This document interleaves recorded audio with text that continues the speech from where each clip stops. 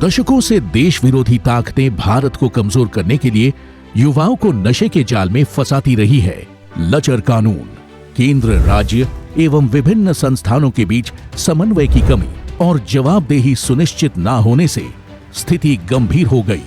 Drugs लेकर आप न केवल खुद की जान जोखिम में डाल रहे हैं, बल्कि अपने परिवार व अपने दोस्तों को भी, आपको चाहने वालों को भी दुखी कर रहे हैं, उन्हें परेशानी में डाल रहे हैं। नशे के खिलाफ प्रधानमंत्री नरेंद्र मोदी ने सरकार के परफॉर्मेंस को प्रभावी बनाने के लिए होल ऑफ गवर्नमेंट अप्रोच के तहत अंतर विभागीय समन्वय पर निरंतर जोर दिया है। इस अभियान को आगे ले जाते हुए गृह मंत्री अमित शाह ने भारत को नशा मुक्त करने का प्रण लिया है।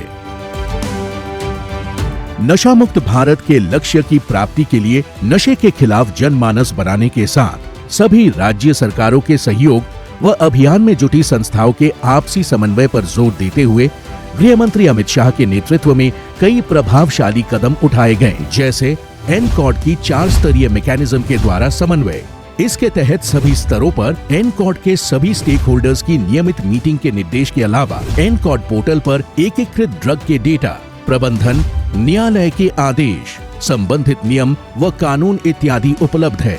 इसके साथ ही सभी राज्यों तथा केंद्र शासित प्रदेशों में dedicated anti narcotics task force का गठन किया गया और इसका पहला राष्ट्रीय सम्मेलन 19 अप्रैल 2023 को नई दिल्ली में हुआ।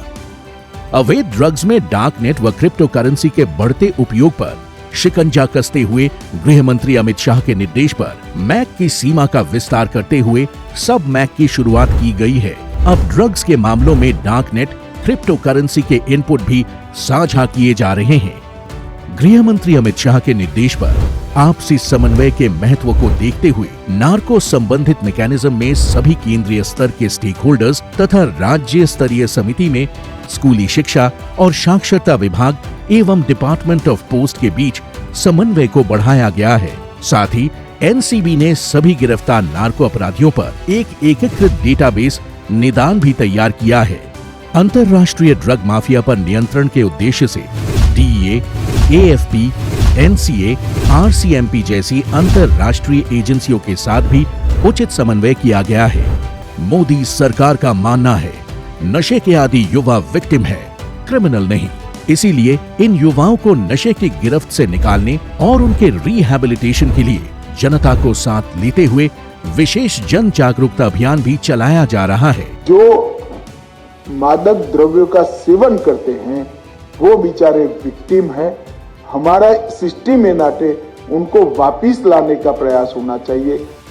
इसी क्रम में एनसीबी पूरे भारत में ड्रग सेवन की दृष्टि से 372 सबसे संवेदनशील जिलों में 8000 युवा वॉलंटियर्स के माध्यम से ड्रग्स के खिलाफ जन जागरूकता के लिए विभिन्न कार्यक्रमों का आयोजन भी कर रहा है। अब तक 3 करोड़ से अधिक युवा और 2 करोड़ से अधिक महिलाएं इस अभियान से जुड़ चुके हैं। मोदी सरकार द्वारा ड्रग्स के खिलाफ इस लड़ाई को डिटेक्शन, नेटवर्क के डिस्ट्रक्शन, कल्प्रिट के डिटेंशन और एडिक्ट्स के रिहैबिलिटेशन पर एक समान ध्यान देकर अंजाम तक पहुंचाया जा रहा है। गृह मंत्री अमित शाह के प्रयास, नीति और रणनीति से देश अपने लक्ष्य नशा मुक्त भारत की ओर तेजी से बढ़ रहा है। नशा मुक्त भारत ही आने वाली पीढ़ी और देश के स्वर्णिम भविष्य के लिए सबसे बड़ा उपहार होगा। कि हम एक ऐसे भारत का निर्माण करें जब देश की आजादी की शताब्दी मनाई जाए, तब भारत और भारत के युवा ड्रग फ्री हो जाए।